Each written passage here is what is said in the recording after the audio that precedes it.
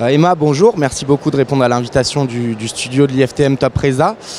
Port Aventura World a inauguré une nouvelle attraction d'ampleur au tout début de l'été. C'est toujours un moment important pour les parcs de loisirs. Qu'est-ce que cette attraction apporte à la destination qu'elle n'avait pas jusqu'ici? Alors bonjour Florian, toujours un plaisir de te revoir. Donc effectivement, on a inauguré Uncharted le 17 juin dernier. Donc c'est vrai que ça a été un moment très important pour nous. D'un côté, puisque effectivement c'est la première attraction immersive que l'on a au sein de Port Aventura World, et c'est une attraction également unique en son genre, puisqu'effectivement on est vraiment dans l'obscurité. Et effectivement, cette attraction nous apportait un flux de clientèle bien évidemment beaucoup plus élevé par rapport à l'année dernière. Donc aujourd'hui, on est sur une croissance d'à peu près plus 15% par rapport à l'année dernière, et notamment de nombreux clients qui répètent d'année en année grâce au fait qu'on a une nouveauté. Donc l'année dernière, effectivement, on n'avait pas de nouveauté. Les clients ont beaucoup attendu pour revenir cette année et venir découvrir Uncharted. Donc on est vraiment très contents.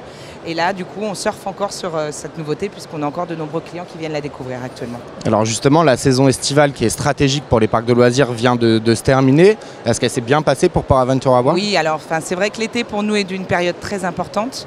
Aujourd'hui, l'été, si on compte le mois de juin, juillet, août, c'est à peu près 40% des revenus total de l'année pour le marché français.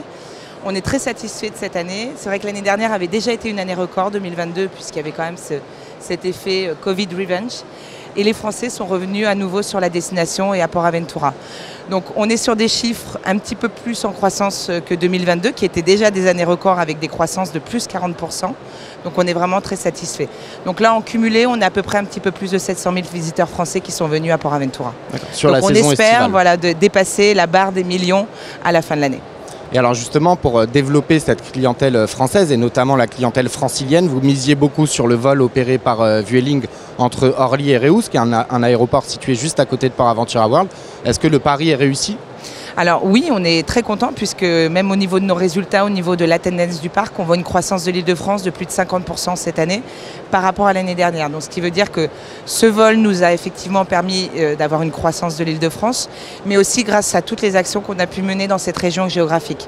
Jusque-là, c'est vrai que l'essentiel de nos actions était plus sur le national et sur le sud, puisque le sud représente 80% du visitorat. Et cette année, on a décidé aussi de faire le pari de dynamiser cette zone géographique.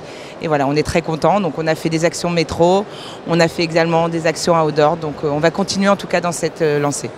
Donc c'est un public que vous pourrez sans doute attirer grâce à des événements, des saisons thématiques. Là, il y a la saison d'Halloween qui vient de commencer. Vous pouvez nous en dire deux mots? On sait que c'est important aussi pour Port Aventura. Oui. Alors Halloween est très important pour nous puisque là pour le coup on est sur 20% du chiffre annuel. Donc pour la clientèle française il y a un vrai attrait, et d'autant plus qu'il y a les ponts du mois de novembre et on a également les vacances de la Toussaint.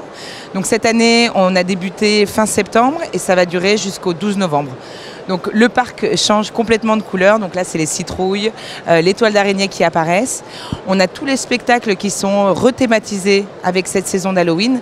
Et puis il y a tous les passages de la terreur qui apparaissent, et notamment un nouveau passage de la terreur qui est gratuit cette année, qui voit s'ouvrir ses portes, d'accord. Okay. Et puis en autre passage de la terreur qu'on peut souligner, c'est le parc aquatique qui est complètement retransformé en gros le plus grand passage de la terreur d'Europe. Voilà. Okay. Merci beaucoup et bon salon. Merci beaucoup.